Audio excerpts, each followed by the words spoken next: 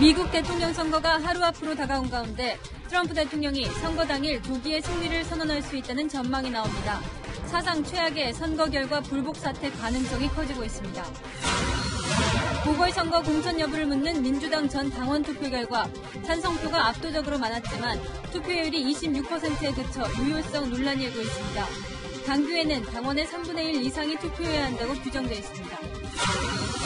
추미애 법무부 장관을 비판하는 검사들의 커밍아웃이 계속 확산하고 있습니다. 민주당은 집단 반발에 동참한 검사들을 특권 검사로 지칭하며 맹비난했습니다. 징역 17년형이 확정된 이명박 전 대통령이 서울 동부구치소에 재수감됐습니다. 구속 집행정지로 풀려난 이후 250일 만입니다. 연쇄살인범 이춘재가 법정에 출석했습니다. 연쇄살인 14건 모두 자신이 저질렀다고 증언했습니다. 당시 경찰 수사가 제대로 됐다면 자신이 용의선상에 올랐을 것이라는 말도 했습니다.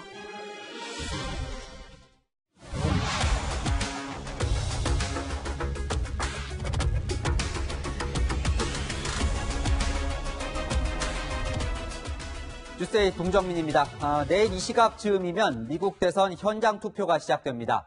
투표일을 하루 앞둔 미국 분위기는 그야말로 폭풍전야입니다. 워낙 치열하게 맞붙고 있기도 하지만 이 대선 이후 선거 불복이나 소요 사태가 우려되는 상황인데요. 판세로만 보면 이 바이든 민주당 후보가 앞서고는 있지만 이 승리의 분기점인 선거인단 270명을 확실히 넘지는 못하고 있습니다. 이 4년 전에도 트럼프 대통령이 막판 경합주를 독식하면서 승리했었기 때문에 안심할 수가 없는 거죠. 먼저 선거 막판 총력전을 펼친 두 후보부터 만나보시죠. 김민지 기자입니다. 새벽 6시 백악관을 나선 트럼프 대통령은 막판 뒤집기를 위해 긴 여정을 소화했습니다. 남부와 북부 5개 주를 연달아 방문했는데 그 거리만 3,700km 정도.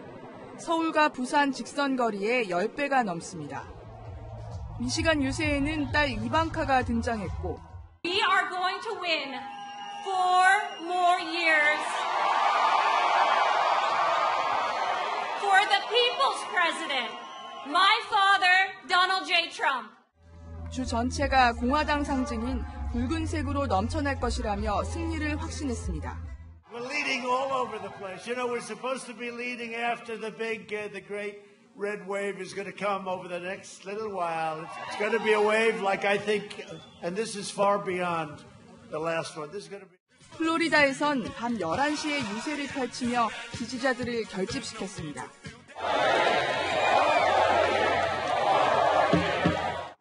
반면 바이든 민주당 후보는 여러 곳을 방문하는 것보다 북부 경합주에 집중했습니다.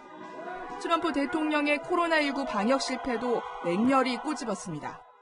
But the truth is, this is not like where the truth is, to beat the virus, we first got to beat Donald Trump. He's the virus. 쇠락한 공업지대인 이른바 러스트벨트의 표심이 4년 전 대선 승패를 갈랐던 만큼 해리스 부통령 후보와 함께 막판까지 펜실베이니아 전역을 공략할 것으로 보입니다. 우리 시간으로 내일 저녁 8시부터 본격적인 선거가 시작되는 미국 대선은 모레 오전 경합주들의 출구조사 결과가 나오면서 당선자 윤곽이 드러날 것으로 보입니다. 하지만 현장 투표 결과가 비슷한 경합주가 늘어난다면 우편 투표 검수 결과가 나올 때까지 2, 3일 더 걸릴 가능성도 제기됩니다. 채널A 뉴스 김민지입니다. 미 대선은 사전투표만 유권자 1억 명 가까이 참여할 정도로 열기가 뜨겁습니다. 이 치열한 열기는 일촉즉발의 위기 상황으로 이어지고 있는데요. 총기로 무장한 트럼프 대통령 지지자들이 이 상대 후보 측 유세 버스를 에워싸고 위협하는 사건까지 발생했습니다. 정다은 기자입니다. 트럼프 대통령 지지 깃발과 성조기를 꽂은 차량 여러 대가 고속도로를 달리고 있습니다. 그러다 순식간에 바이든 민주당 후보 측 유세버스를 에워싸고 도로 밖으로 밀어내려 합니다. 뒤따르던 민주당원 차량과 일부러 부딪히는 아찔한 장면도 포착됐습니다. Look at that! Oh my God! 이들 중 일부는 총기로 무장하고 욕설과 야유를 퍼부은 것으로 전해졌습니다. 전통적인 공화당 텃밭인 텍사스주에서 벌어진 일입니다. 미국에서 두 번째로 많은 38명의 선거인단이 걸린 텍사스에서 트럼프가 지면 선거는 사실상 끝난다고 해도 과언이 아닙니다. 당시 버스에 바이든 후보와 해리스 부통령 후보는 타고 있지 않았지만 안전에 대한 우려로 민주당은 이날 텍사스주 유세를 취소했습니다. 이에 트럼프 대통령은 애국자들은 잘못한 게 없다며 이들을 감쌌습니다. You know, they were protecting his bus yesterday because they're nice. 반면 바이든 후보는 불법 행위를 눈감는 트럼프야말로 최악의 대통령이라고 비난했습니다. We've never had anything like this. At least we've never had a president who thinks it's a good thing. 트럼프 대통령 지지자들은 텍사스뿐 아니라 뉴저지에서도 주요 도로를 막고 선거 차량 통행을 방해하기도 했습니다. 일부 극우 성향 무장단체는 좌파들과의 전쟁에 대비하라는 내부 방침을 세운 것으로 전해지면서 내전 수준의 소요 사태에 대한 우려가 커지고 있습니다. 채널A 뉴스 정다은입니다. 자, 이 방금 공화당 텃밭, 이 텍사스주의 험악한 분위기 보셨는데 이 치열한 경합 지역은 더 살벌합니다. 최대 격전지 필라델피아의 우리 한인들은 이 공포의 시간을 보내고 있는데요. 주 방위군까지 투입됐지만 누가 이기든 선거 이후 폭력 사태를 피하기 힘든 분위기라 초긴장 상태입니다. 윤수민 특파원이 직접 가서 확인했습니다. 미국의 독립선언문이 작성된 자유의 도시 필라델피아의 거리입니다. 가게마다 쇠창살이 설치됐고 문은 굳게 잠겨 있습니다. 인적이 뚝 끊긴 도심 주요 지역에는 완전 무장한 주방위군이 투입돼 삼엄한 경계를 서고 있습니다. 얼마 전 백인 경찰의 흑인 총격 사건으로 폭동이 발생했던 필라델피아는 대선을 하루 앞두고 말 그대로 폭풍 전야입니다. 흑인 인구가 44%인 필라델피아는 전통적인 민주당 강세 지역이었지만 2016년 대선에서는 필라델피아가 포함된 펜실베이니아주에서 트럼프 대통령이 힐러리 클린턴 후보에게 0.72%포인트 차로 이겼습니다. 오바마 전 대통령의 8년 집권이 끝나자 흑인들이 투표를 외면했기 때문인데 올해는 상황이 다릅니다. 한인들은 트럼프 대통령이 승리할 경우 흑인 폭동을 우려합니다.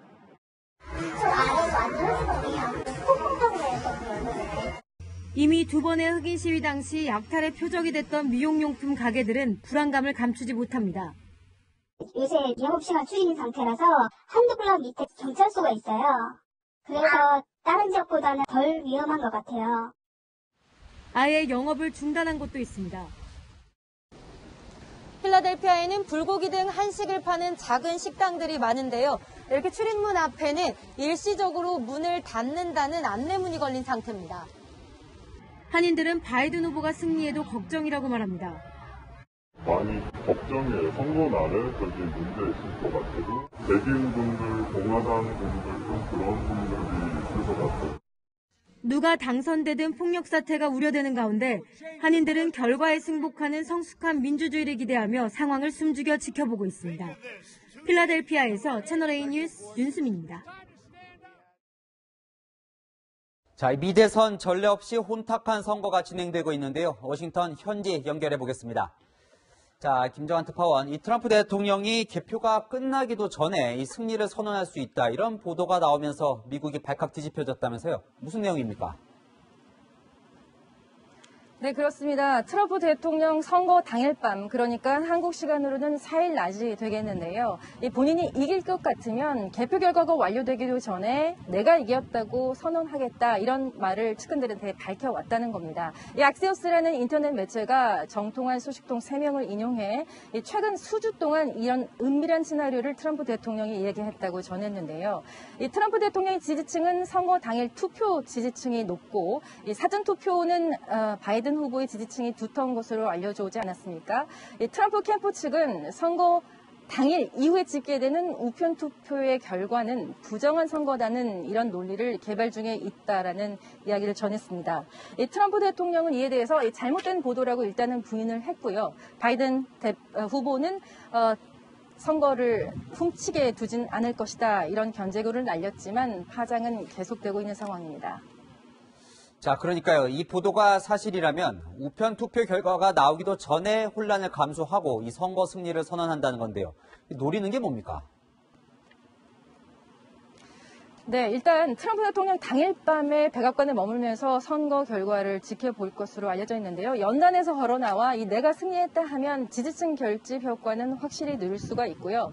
이런 여세를 몰아서 바이든 후보 측의 어떤 쏠려있는 우편 투표 결과에 대해서 불복 소송전을 연속해서 제기할 것이라는 이야기가 나오고 있습니다. 또 트럼프 대통령이 최근 연일 계속해서 이 대선 결과는 당일날 알아야 된다라는 이야기를 하는 것도 상대적으로 개표 결과에 시간이 더 걸리는 사전 우편 투표, 이 결과 자체를 부정하기 위한 포석이라는 이야기가 나오고 있고요. 실제 저희 채널의 취재진이 지난 화요일 최대 경합지 중 한 곳이죠. 펜실베니아에서 만난 트럼프 유세 지지층들은 바이든 후보가 승리하는 경우는 오직 부정한 선거일 경우이다, 이런 얘기를 하면서 불복 의사를 밝혔습니다. 자, 저희가 이 폭풍 전야 이런 표현을 썼는데요. 진짜 현지 분위기는 어떻습니까? 네, 제가 지금 나와 있는 곳이요, 워싱턴의 투표소 한 곳인데, 이렇게 보시다시피 대선과 함께 상하원 의원 선거가 동시에 치러지기 때문에 다양한 플래카드들이 보실 겁니다. 그만큼 열기도 뜨겁지만 이 상당한 우려도 곳곳에서 느낄 수가 있었는데요. 일단 현장에서 만난 목소리 함께 들어보시죠. My family friends I've spoken to are planning to vote and then get back inside. Yeah, get your food. Some people saying in D.C. I live in D.C. It's better to make sure you have food for a week. 네, 최근 이 우파, 극우파들의 온라인 포럼에서는 내전이라는 단어와 관련 논의가 활발하다는 이야기도 나오고 있고요. 윈스콘신주의 경우에는 주 방해군 소집령이 벌써 내려졌습니다. 이와 함께 다른 주들도 방해군 소집령이 속속 내려질 것으로 알려지면서 미국 전체가 현재 긴장감에 휩싸여 있습니다. 지금까지 워싱턴에서 전해드렸습니다. 더불어민주당이 결국 내년 4월 서울 부산시장 보궐선거에 후보를 내기로 했습니다. 2015년 문재인 대통령이 당대표였던 시절 당 소속 공직자의 잘못으로 생긴 보궐선거에는 후보를 내지 않겠다며 만든 이 당헌을 뒤집은 겁니다. 이낙연 대표는 전당원 투표를 앞세워서 당원 개정을 공식화했는데 당내에서조차 당원들에게 잔인한 선택을 강요했다는 말이 나옵니다. 86%가 공천에 찬성하며 압도적인 지지를 받았다고 했지만 알고 보니 투표에 참여한 당원이 26.35%, 그러니까 3분의 1도 되지 않아서 효력이 있냐는 의문까지 나오고 있습니다. 이낙연 대표는 가장 도덕적인 후보를 내겠다고 약속합니다. 그런데 서울과 부산에서 보궐선거를 하게 된 이유와 후보를 내는 과정까지 이미 도덕성 논란에서 피하기 어려워 보이죠. 먼저 이현수 기자입니다. 내년 4월 보궐선거 공천 여부를 묻는 더불어민주당 전당원 투표 결과가 당규에 규정된 유효 투표율에 미치지 못해 논란이 되고 있습니다. 민주당 당원 당규에 따르면 전당원 투표가 성립하기 위해선 전체 권리당원의 3분의 1 이상이 투표해야 합니다. 하지만 이번 전당원 투표에선 전체 권리당원 약 80만 명 중 21만 명 정도인 26.3%만 투표했습니다. 민주당은 투표에 참여한 당원 86.6%가 내년 보궐선거 공천에 찬성했다며 당헌 개정의 정당성을 강조했지만 당헌 당규대로라면 투표율 미달로 투표 결과를 인정할 수 없게 된 겁니다. 그러자 민주당은 이번에 진행한 전당원 투표는 당헌 당규의 전당원 투표와 다르다는 해명을 내놨습니다. 당원들의 의지를 묻는 전당원 투표고 그 결과에 따라서 공식적인 당헌 개정의 절차에 착수한다. 전당원 투표란 이름은 같지만 당대표가 당내 여론을 수렴하기 위해 임의로 진행한 전당원 여론조사란 겁니다. 앞서 전당원 투표 결과를 기초로 진행된 비례정당 출범, 더불어시민당과의 합당도 여론조사 차원이었던 만큼 투표율 3분의 1 적용을 받지 않는다고 덧붙였습니다. 정당성 부여를 위해 전당원 투표란 이름을 붙여놓고선 논란이 일자 말 바꾸기에 급급하다는 비판이 나옵니다. 국민의힘은 21세기 현대판 4.4.5입 개헌이냐며 질타했고 정의당은 유신 선포 때도 국민투표로 명분을 동원했다고 지적했습니다. 채널A 뉴스 이현수입니다. 이낙연 대표 입장에서는 대선을 앞두고 주도권을 빼앗기면 안 되기 때문에 무리해서라도 서울과 부산에서 시장을 내려고 한다는 해석이 나옵니다. 비판이 거세지자 민주당은 공천을 할 수밖에 없다며 사과했지만 민주당이 깨버린 이 무공천 원칙을 만든 사람이죠. 문재인 대통령은 아무 반응이 없습니다. 강지혜 기자입니다. 더불어민주당 이낙연 대표가 당원의 뜻이 모였다고 해서 보궐선거를 치르게 한 잘못이 면해지는 것은 아니라며 대국민 사과를 했습니다. 서울, 부산 시민을 비롯한 국민 여러분께 다시 한번 사과를 드립니다. 피해 여성께도 거듭 사과드립니다. 유권자의 선택권을 앞세우며 당원 개정의 불가피성을 강조하기도 했습니다. 정치는 결단하고 책임지고 선거로 평가받는 것을 본질로 하는 것인데 이를 과잉 금지한 것입니다. 논란에도 불구하고 이 대표가 당원 개정에 나선 것을 두고 당내 대권 경쟁에서 주도권을 쥐기 위해 승부수를 던졌다는 분석이 나옵니다. 반면 청와대는 아무런 언급을 하지 않고 있습니다. 이런 재보선에 책임 있는 정당은 후보를 내지 말자. 그래 우리 정치가 발전할 수 있지 않겠습니까? 야당은 재보궐선거의 원인을 제공한 경우 후보자를 추천하지 않는다는 민주당 당원을 만든 문재인 대통령의 입장 표명을 요구하고 있습니다. 채널A 뉴스 강지혜입니다. 야당은 민주당이 부산과 서울시장 후보를 내는 것은 피해자에 대한 3차, 4차 가해라고 비판합니다. 선거 비용을 전액 부담하라고 주장하기도 합니다. 이어서 안보겸 기자입니다. 국민의힘은 민주당이 보궐선거에 후보를 내기로 하자 후안무치, 파렴치 등의 표현을 써가며 강하게 비판했습니다. 국민에 대한 약속을 갖다가 당원들의 투표만 가지고도 뒤집을 수 있다는 것이 과연 온당한지 민주당은 지금 정직성을 상실한 정당이 아닌가. 민주당이 후보 공천을 위해 당원 투표를 한 것을 두고 3차 가해라는 주장도 나왔습니다. 주호영 원내대표는 피해 여성들에 대한 3차 가해를 민주당의 이름으로 87%나 한 것이라고 지적했고 배준영 대변인은 유권자들이 민주당 후보들에게 투표하면 4차 가해가 될 것이라고 비판했습니다. 838억 원에 달하는 보궐선거 비용을 민주당이 모두 내야 한다고도 했습니다. 책임이 있는 민주당이 보궐선거 비용을 내도록 해야 합니다. 아니면 민주당에 대한 가압류 및 국민 구상권 청구가 불가피하다는 지적입니다. 국민의힘은 내년 보궐선거를 대비한 후보 탐색전도 본격화하고 있습니다. 김종인 비대위원장은 부산과 서울의 전 현직 의원들과 각각 오후 만찬을 함께하며 선거 전략을 논의했습니다. 식사 자리에 참석한 중진 의원은 내년 보궐선거에 나설 후보군에 대해 이야기를 나눴다며 매우 중요한 선거라는 점에 모두 동의했다고 밝혔습니다. 민주당이 보궐선거에 후보를 내기로 한 만큼 국민의힘의 후보 옥석 가리기도 속도가 붙을 전망입니다. 채널A 뉴스 안보겸입니다. 추미애 법무부 장관에 대한 검사들의 반발이 주말을 넘겨서도 꺼지지 않고 있습니다. 온라인 연판장으로 불리는 추 장관 비판 글에 실명 댓글이 300개 가까이 달리고 있는데요. 무혐의 결론이 났던 이 추 장관 아들의 군 특혜 의혹을 수사했던 검사까지 동참했습니다. 홍태현 기자입니다. 오늘 오후 6시 현재 검찰 내부망에 커밍아웃 동참 댓글을 단 검사는 280명을 넘어섰습니다. 지난주 금요일 230여 명에서 주말 동안 잠시 주춤했다가 평일이 되자 다시 늘고 있는 겁니다. 휴직이나 해외 파견자를 제외한 전국의 검사가 약 2,000명인 걸 감안하면 동참률이 14% 수준에 이릅니다. 커밍아웃에 동참한 검사 중에는 추미애 법무부 장관 아들의 휴가 특혜 의혹 수사를 했던 검사도 있는 걸로 확인됐습니다. 이 검사는 의도를 갖고 정치가 검찰을 덮어버리는 상황은 우리의 사법 역사에 나쁜 선례를 남길 것이라며 나도 커밍아웃 하겠다고 적었습니다. 윤석열 검찰총장의 선배 기수 검사도 대부분의 검사는 정의의 편에 서 있다며 후배들과 뜻을 함께했습니다. 평검사들이 시작한 댓글 커밍아웃이 부장검사 등 고참 검사들까지 번지는 모양새입니다. 자신을 향한 평검사의 비판을 커밍아웃이라고 부른 추 장관이 주말에도 계속 검사들과 각을 세운 영향으로 보입니다.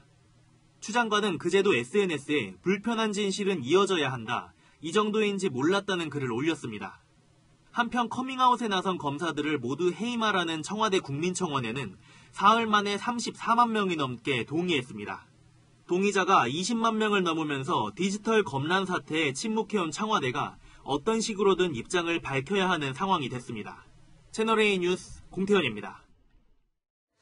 보신 것처럼 커밍아웃을 한 검사들의 사표를 받으라는 이 청와대 청원 글에도 30만 명 넘게 동의하고 있습니다.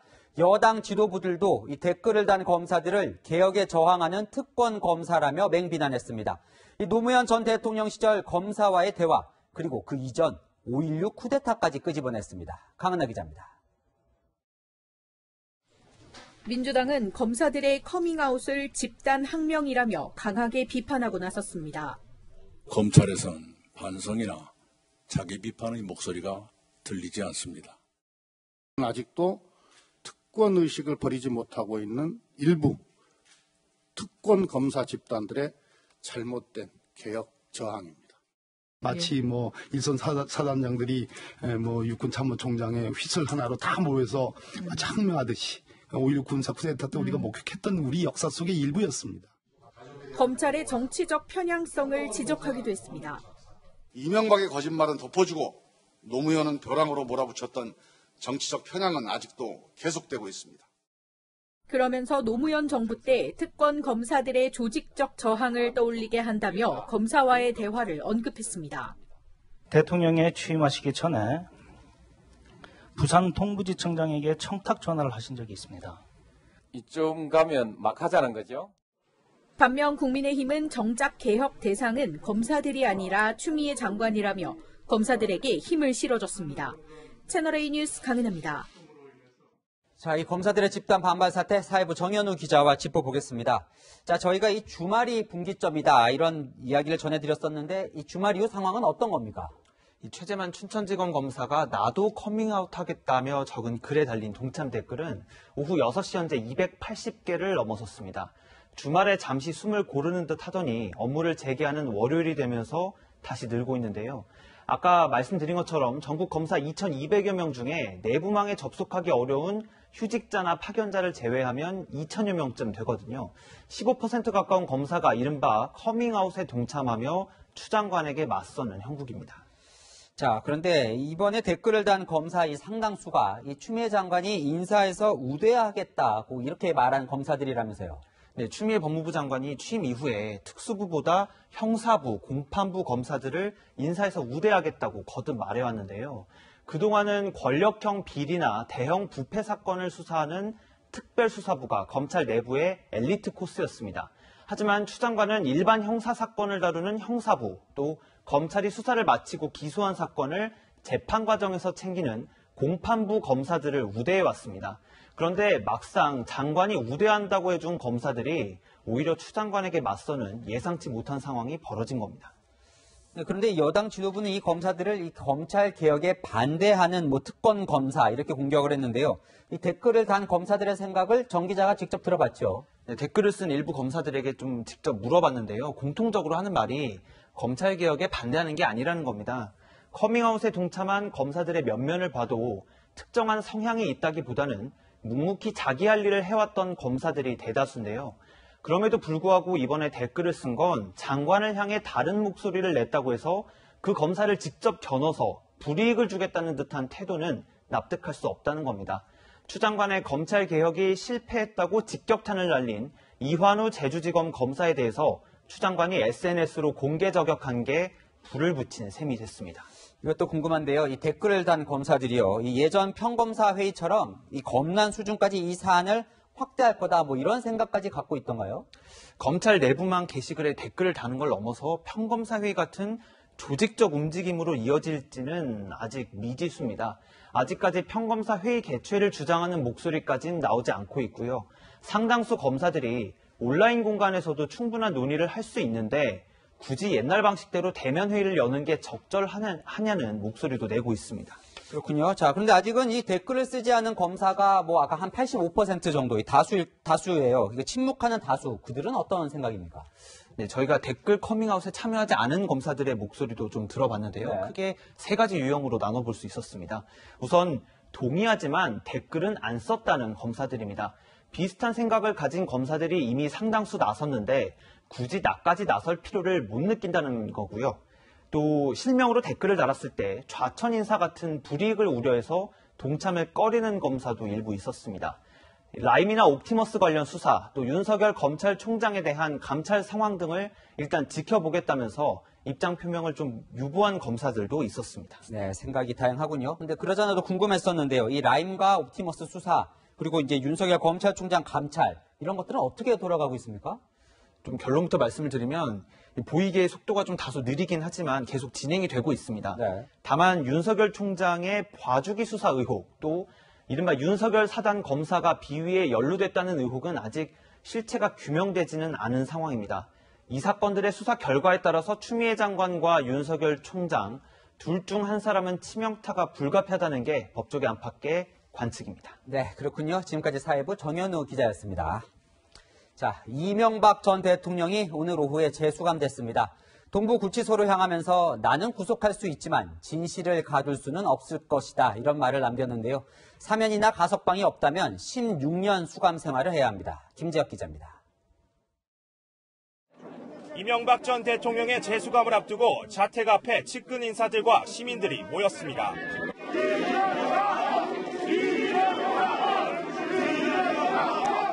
이 전 대통령이 탄 차량은 오후 1시 46분쯤 자택을 빠져나왔습니다. 권성동, 장제원 국민의힘 의원과 유인촌 전 문화체육부 장관 등 친이계 인사들이 집안에서 간단한 대화를 나눈 뒤 떠나는 길을 배웅했습니다. 걱정하지 말라고 그러시면서 나라가 많이 걱정된다. 그런 말씀하셨어요. 이 전 대통령은 이동하는 차량 안에서 나는 구속할 수 있겠지만 진실을 가둘 수는 없을 것이라는 말을 남겼습니다. 서울중앙지검에서 신원 확인 절차를 거친 이 전 대통령은 검찰이 제공한 차량을 타고 서울 동부구치소에 도착했습니다.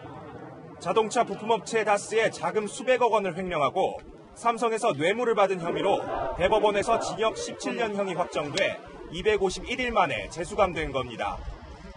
일반적으로 형이 확정된 기결수는 분류심사를 거쳐 구치소에서 교도소로 이감됩니다. 전직 대통령의 경우 전례나 건강 등을 고려해 결정하는데 아직 이감 여부는 정해지지 않았습니다. 앞서 노태우 전 대통령이 형 확정 이후에도 서울구치소에 수용된 전례가 있고 이 전 대통령 역시 지병으로 건강 악화를 호소한 적이 있어 동부구치소에 계속 머물 가능성도 있습니다. 앞서 이 전 대통령은 1년간 구치소에서 수감 생활을 해 가석방이나 사면이 되지 않는다면 95세가 되는 2036년에 형기가 끝납니다. 채널A 뉴스 김지영입니다.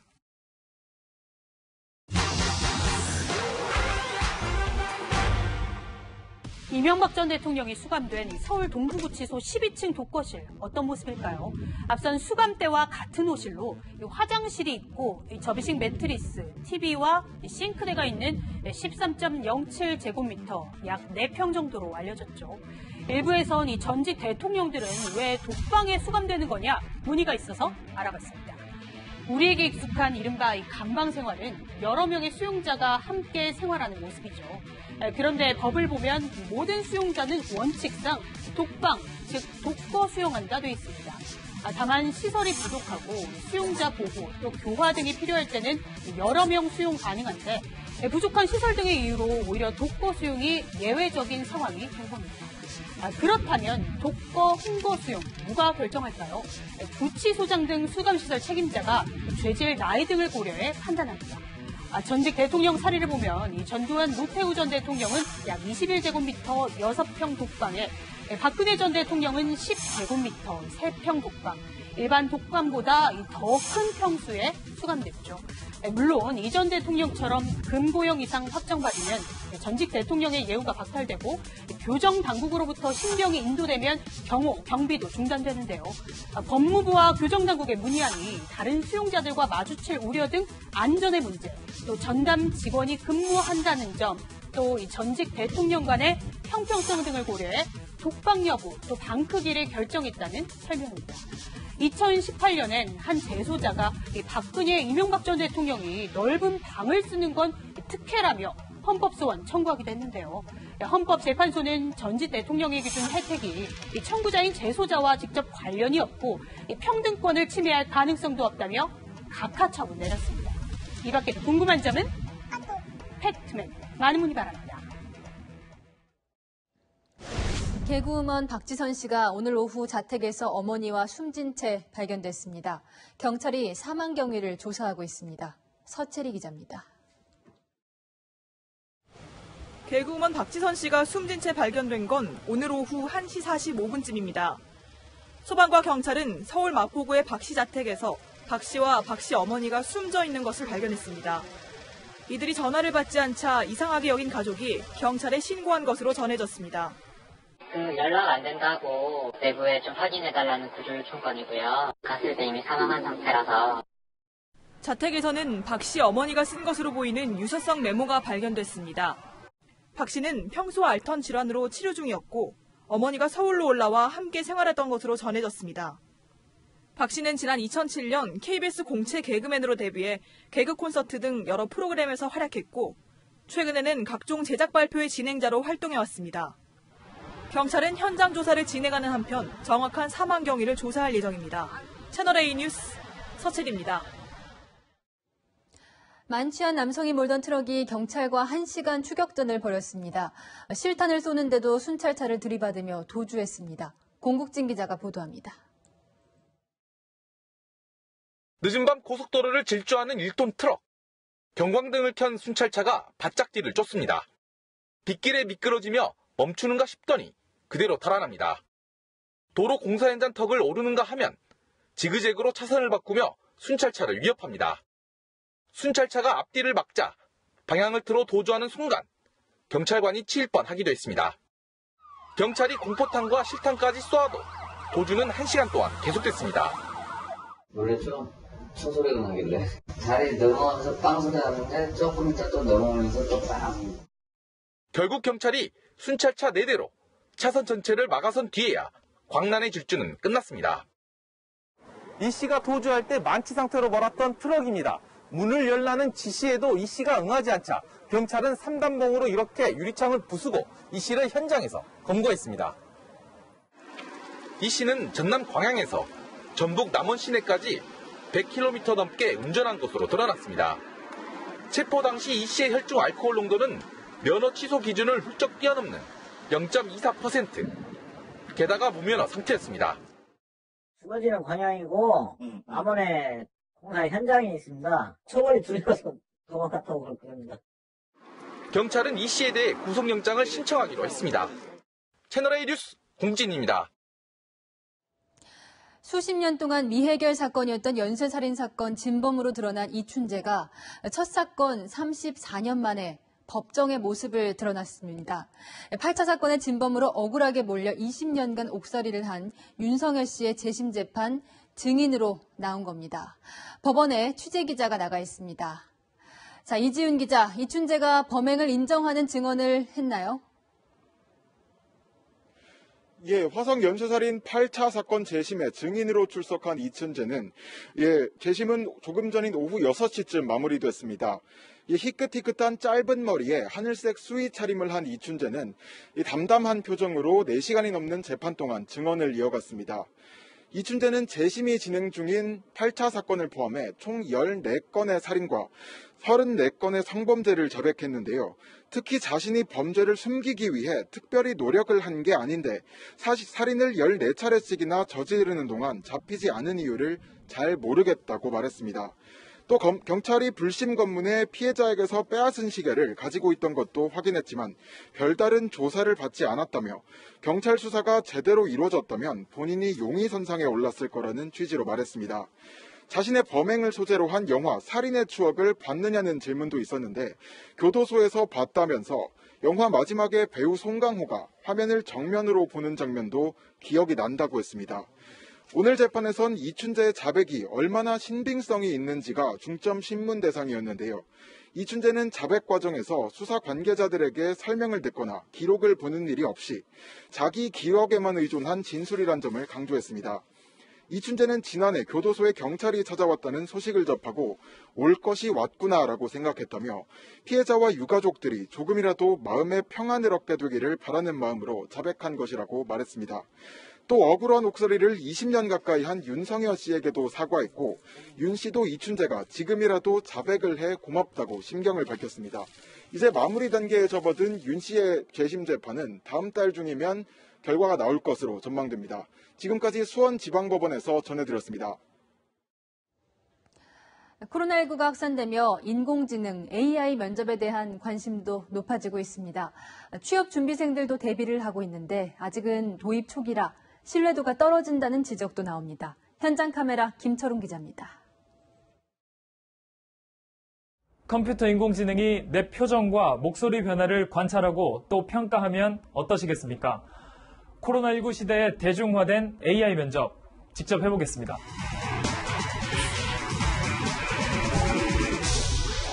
지난 9월 중순부터 속속 하반기 공채가 시작됐습니다. 반가움도 잠시 대기업과 금융권은 물론 공기업까지 인공지능 AI 면접을 새로 추가하면서 취업 관련 카페에서는 잘 보는 팁까지 공유되고 있습니다. AI 면접을 많이 봤던 사람들에게 당연히 유리할 수밖에 없는 그런 거라고 생각을 하거든요. 다른 사람들이 질문 받았던 걸 다 종합해보면은 다 똑같은 질문 받은 사람들도 많고. 지난 2018년 은행 등 채용 비리가 터지면서 확산된 AI 면접. 코로나19로 올해는 400개가 넘는 곳에서 활용하며 대세가 됐습니다. 답변 내용은 평가하지 않고 표정 변화와 목소리를 통해 호감도를 파악한다는 게 개발 업체의 설명. 회사 대부분은 참고용이라고 했지만 응시자들에게는 새로운 전형이 추가된 셈입니다. 긴장을 하다 보니까 입술에 침을 살짝 바른다던가 뭐 그런 것들이 혹시나 그 악영향으로 미치면 어떡하지? 라는 생각도 들더라고요. 뭐 1점 차이로도 걸릴 수 있는 부분이다 보니까 이거 뭐 기계를 뽑겠다는 건지 사람 뽑겠다는 건지 최선을 다해 잠재 역량을 보여주세요. AI는 지원자 얼굴에 68개 점을 찍고 상황마다 표정이 어떻게 변하는지 관찰합니다. 자신을 소개하는 시간입니다. 그 사람이 속마음을 터놓게 할 수 있는 장점이 있습니다. 답변에 따른 맞춤형 질문이 이어지고 또 나름의 성과도 내서 덕분에 너무 감사드립니다. 죄송스럽지만 허락해 주신다면 전략 게임이라 부르는 역량 면접은 인적성 검사와 유사해 고도의 집중력을 요구했습니다. 저도 모르게 한숨을. 1시간 동안 면접 팁으로 알려진 밝은 미소와 당찬 목소리를 유지하려고 했지만 쉽지 않았습니다. 그렇다면 AI 면접을 잘 보면 최종에서 합격할 수 있을까? 인천국제공항공사는 지난해 AI 면접을 처음 도입했습니다. 필기 합격자 213명 가운데 AI 면접 최고 등급인 S를 받은 2명은 최종 불합격했고 최하 등급을 받은 16명 가운데 6명은 합격해 차이가 났습니다. AI 면접에 가장 적극적이었던 은행권도 실효성이 떨어진다고 판단해 상당수가 채용 과정에서 제외했습니다. 면접관과 AI 평가 결과가 얼마나 이제 상호 관계가 있는지를 사실은 좀 검증하는 시간이 사실은 필요한 게 있거든요. 아직까지는 이제 100% 신뢰를 할 수 있는 상황은 아닌 것 같아요. 하지만 비용 절감과 객관성 확보 차원에서 더 확대될 거라는 전망도 나옵니다. 그 서류 면접을 탈락, 합격을 결정했었는데 이게 입사 지원서 제출과 동시에 AI 면접이 이루어지거든요. 글로만 볼 수 없는 부분을 다른 역량을 또 AI 면접을 통해 확인할 수 있다 보니까 이 AI 면접을 가지고 1차적으로 이 사람들을 이제 많은 지원자들을 스크리닝하는 용도로는 활용을 하는 건 괜찮다고 생각을 하는데 합격까지 시키기에는 현재 기술로서는 아직까지는 조금 더 발달이 되어야 되지 않을까라는 생각이 들고요. AI 면접은 외모 같은 외부적 요인은 없애고 공정한 기회가 될 수도 있습니다. 신뢰도를 높이기 위해선 더 정교한 기술과 합리적 기준이 필요해 보입니다. 현장 카메라 김철웅입니다. 지난 7월 새 임대차법을 시행한 후 전셋값이 얼마나 올랐을까요? 서울 평균 전셋값을 살펴봤더니 최근 석 달간 상승률이 법 시행 직전 20개월 상승률과 맞먹습니다. 순식간에 1억 원씩 올랐습니다. 홍유라 기자입니다. 2016년 지어진 서울 금천구의 한 아파트 단지입니다. 전용 면적 59제곱미터의 경우 새 임대차법 시행 전인 지난 6월 4억 5천만 원의 세입자를 찾았습니다. 하지만 법 시행 후인 지난 9월엔 5억 원, 10월에는 6억 4천만 원의 전세 계약이 이뤄졌습니다. 1,700세대가 넘는 대단지이지만 전세 매물이 적어 전세값이 빠르게 뛴 겁니다. 물건이 하나밖에 없는데 금액이 더 올라가면 올라가지. 새 임대차법의 영향이 큽니다. 그 임대차 보호법 때문에 매물이 없고 그런 상황이라 1억씩 올랐어요. 아, 한 달 만에요? 네. 서울 전역으로 번진 전세의 대란은 전세가 폭등을 불러오고 있습니다. 지난 7월 임대차 보호법이 시행된 뒤 서울 아파트 평균 전세 가격은 석 달 만에 7.5% 올랐는데 직전 20개월간의 상승률과 비슷한 수준입니다. 구별로 살펴보면 금천구 등 서울 외곽 지역과 비강남권에선 전세값이 10% 넘게 뛴 곳도 적지 않습니다. 전문가들은 이런 전세난이 더욱 심화될 걸로 전망하고 있습니다. 매물장애 현상이 더욱 심해졌습니다. 전세 가격 상승과 월세 가격 상승은 상반기까지도 계속 이럴 확률이 높습니다. 정부도 마땅한 대책이 없다 보니 전월세 대책 발표는 기약 없이 미뤄지고 있습니다. 채널A 뉴스 홍유라입니다. 여야가 내년 재보궐선거와 이후 대선까지 염두에 둔 행보를 시작했습니다. 총선에서 압승한 여당은 친문 성향 의원을 중심으로 결집하고 있고 참패했던 국민의힘은 확장을 시도하고 있습니다. 전혜정 기자입니다. 더불어민주당 친문 성향 의원 50여 명이 참여하는 싱크탱크가 오는 22일 출범합니다. 가칭 민주주의 4.0 연구원으로 민주당 재집권을 위해 새로운 국정과제를 제시하겠다는 목표를 세웠습니다. 포스트 코로나 이후에 우리 대한민국의 이제 그 현재 상황과 앞으로 비전, 전략, 이런 것들에 대해서 특히 민주주의를 중심으로 해서 연구를 하자, 이런 정도고. 문화체육관광부 장관을 지낸 도종환 의원이 초대 원장을 맡고 민간 전문가까지 참여시킵니다. 사실상 대선 공약 준비 체제에 돌입한 겁니다. 문재인 대통령은 19대 대선 당시 선거를 7개월여 앞두고 500여 명의 전문가가 참여한 싱크탱크 국민성장을 발족한 바 있습니다. 친문 세력이 내년 서울시장, 부산시장 선거까지 맞물려 싱크탱크 출범을 앞당겼다는 분석이 나옵니다. 국민의힘은 외연 확장, 특히 호남에 공을 들이고 있습니다. 김종인 비상대책위원장은 전북 전주를 찾은 데 이어 내일은 광주를 방문합니다. 서울시장 선거를 앞두고 서울에 있는 호남 표심을 겨냥한 것이라는 해석도 나옵니다. 대신 대구는 주호영 원내대표가 챙깁니다. 대한민국의 보수와 대한민국을 지탱해온 큰 기둥 역할을 해온 지역이고 또 우리 사회와 나라에 대한 책임감과 주인의식이 남다른 지역으로 국민의힘 관계자는 영남을 넘어 호남으로 외연을 넓혀놔야 내년 보궐선거는 물론 대선까지 승리할 수 있다고 말했습니다. 채널A 뉴스 전혜정입니다.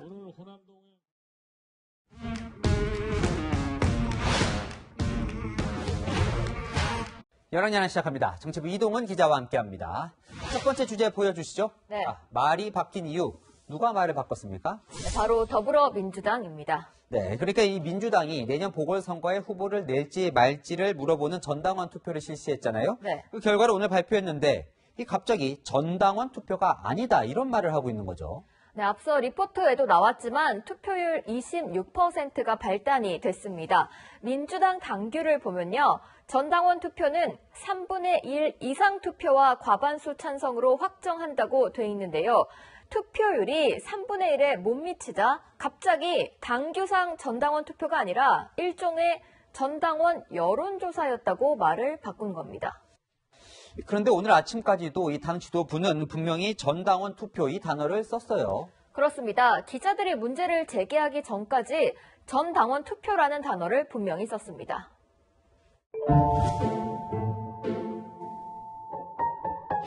보궐선거 후보 추천을 위한 당원 개정 여부를 놓고 전당원 투표를 실시했습니다. 전당원 투표에서 보여준 뜻을 소중히 여기며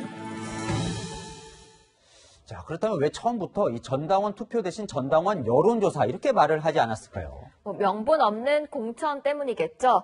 민주당은 5년 전 소속 지자체장의 잘못으로 재보궐선거를 치르게 되면 후보를 내지 않겠다고 당원에 규정했는데요. 그래놓고선 스스로 약속을 파기하게 되니까 명분으로 내세운 게 바로 전당원의 뜻입니다. 전당원 투표를 통해서 당원들의 뜻을 물었더니 공천에 압도적으로 찬성해서 바꾼 거다. 이런 모습을 연출해 보이고 싶었던 겁니다. 사정은 있겠지만 이 말을 바꿨다는 비판은 피하기가 어려워 보입니다. 네. 자, 다음 주제 보겠습니다.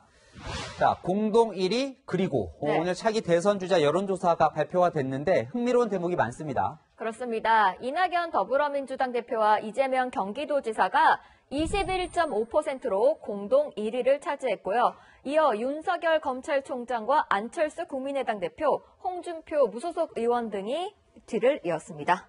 네, 1위 싸움이 치열한데요. 네. 이 두 후보에게 모두 중요한 변수가 곧 생기죠. 네, 이번 주 금요일 댓글 조작 혐의를 받고 있는 김경수 경남지사의 2심 선고가 있습니다. 1심에서는 실형을 선고받았는데 2심에서 만약 무죄가 나온다면 김 지사가 차기 대선 주자로 부상할 수 있습니다. 1위를 다투는 두 후보가 이제 모두 친문 직계 후보가 아니다 보니까 그렇죠. 이 원조 친문격인 김경수 지사에게 주목을 하는 거겠죠. 그렇습니다. 한 민주당 의원의 말을 들어봤더니 김 지사의 판결이 나오기 전까지 여당 대선 지지율은 아무 의미가 없다고 말했습니다. 네, 그러면 이제 다음에 공동 1위 그리고 이 그리고에 해당하는 윤석열 검찰총장 이야기도 해보죠. 네, 윤 총장은 공동 1위를 추격하면서 3위를 차지했는데요. 지난달과 비교하면 무려 6.7%포인트나 뛰었습니다. 지난달 국정감사를 본 야권 지지층이 윤 총장에게 결집한 것으로 분석됐는데요. 눈여겨볼 거는 바로 중도층 민심입니다. 윤석열, 이낙연, 이재명 세 사람 모두 20%대 거의 차이가 없는 지지를 받았습니다. 네, 이 방금 리포트에서 이 국민의힘 전략이 확장이라고 말씀을 드렸는데 그렇다면 중도에서 윤 총장 인기가 있는 게 그냥 넘길 부분은 또 아닌 것 같네요. 네, 제1야당인 국민의힘이 제대로 된 대선 후보를 내지 못하니까 현직 검찰총장이 대안으로 떠오른 건데요. 이재명 지사는 검찰개혁이 얼마나 중요한지 왜 공수처가 필요한지를 상기시킨다고 견제구를 날렸습니다. 오늘의 열왕야랑은 어쩌다가로 정해봤습니다. 대통령이 임명한 검찰총장이 야권 후보 1위인 상황이 참 아이러니합니다. 지금까지 열왕야랑이었습니다. 미세먼지가 다시 기승조짐을 보입니다. 배출가스 5등급 차량이 수도권에서 운행하면 하루 10만 원 과태료를 부과하는 대책이 나왔습니다. 이현수 기자입니다. 코로나19 여파로 올해 유난히 맑았던 하늘. 하지만 중국의 공기가 예년 수준으로 돌아가면서 전국 곳곳의 미세먼지 농도가 또다시 나쁨 단계를 오르내리고 있습니다. 겨울철 미세먼지가 본격화되면서 정부는 배출가스 5등급 차량의 수도권 운행을 제한하기로 했습니다. 당장 다음 달부터 넉 달간 서울과 인천, 경기도에 진입하는 5등급 차량은 적발 시 하루 10만 원의 과태료를 내야 합니다. 노후 경유차가 대부분을 차지하는 5등급 차량은 전국 146만 대, 저감 장치를 부착하는 등 저공해 조치를 완료하면 과태료는 환불됩니다.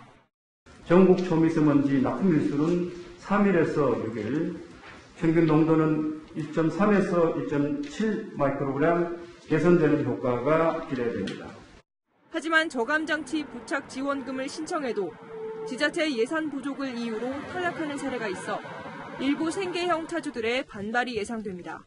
결국은 차량을 바꾸라는 이야기인데 서로 권의 화물 차량을 교체해야 되는 부담이 우려되는 상황입니다. 코로나19 확산을 막기 위해 정부가 자가용 이용을 권장하고 공공기관 차량 이부제가 현재 중단된 점도 한계로 지목됩니다. 채널A 뉴스 이현수입니다.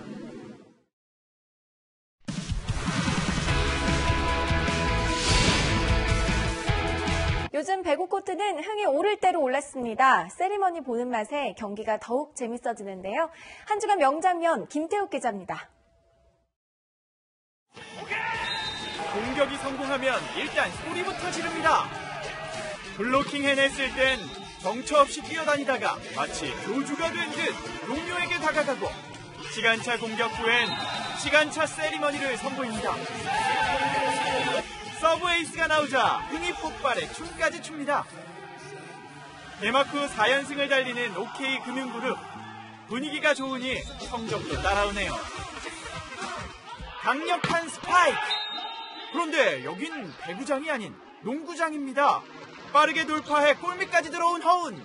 어느새 따라온 탐슨이 정확한 타이밍에 슛블럭을 합니다. 깜짝 놀란 허운은 어리둥절해합니다. 양현종이 달립니다. 다시 보니 양현종이 아닌 김태진이었습니다. 그때 관중석에서 날아온 유니폼을 두고 온 실수도 팬 덕분에 해결됩니다. 초구를 받아친 대타 김민혁, 그대로 우측 담장을 넘어갑니다. 역전 투런 홈런. 이강철 감독이 흐뭇한 미소를 지으며 손을 뻗었는데 어색하지만 기분 좋은 승리를 거뒀습니다. 41m를 날아간 공이 골대 여기저기를 맞더니 결국 튕겨나옵니다. 어디로 튈지 모르는 한 주간 명장면은 이번 주도 계속됩니다. 채널A 뉴스 김태욱입니다. 달력이 한 장 넘어가자마자 추위가 속도를 내기 시작했습니다. 시민들의 옷차림도 벌써 초겨울인데요. 아직 옷장 속에 있어야 될 겨울 코트나 패딩 차림도 많이 눈에 띕니다. 11월인데 벌써 너무 추워서 걱정이에요. 날씨가 추워져가지고 좀 걱정이 돼요. 날이 급격히 추워질 때 특히 조심해야 하는 뇌졸중. 급격한 기온 변화에 대비하고 특히 고령자는 아침 운동이나 장시간 외출을 피해야 합니다. 일주일에 3번 30분 이상 꾸준한 운동도 뇌졸중 예방에 도움이 됩니다. 11월에 찾아온 찬 기온은 내일 더 강해지고 수요일에 절정에 달하겠습니다.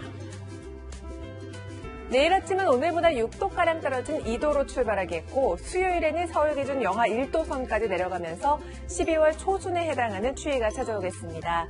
강원 산지에는 올가을 처음으로 1cm의 눈이 내려 쌓이겠습니다. 날씨였습니다. 미국 대선판은 정확히 갈립니다. 트럼프를 사랑하는 사람과 증오하는 사람. 너무 뚜렷하다 보니 상대에 대한 적개심이 가득하고 후보들도 내 편을 결집시키려고 부추기고 있죠. 이 선거 후 불복과 소요 사태가 우려되어도 일단 이기고 보자는 전략입니다.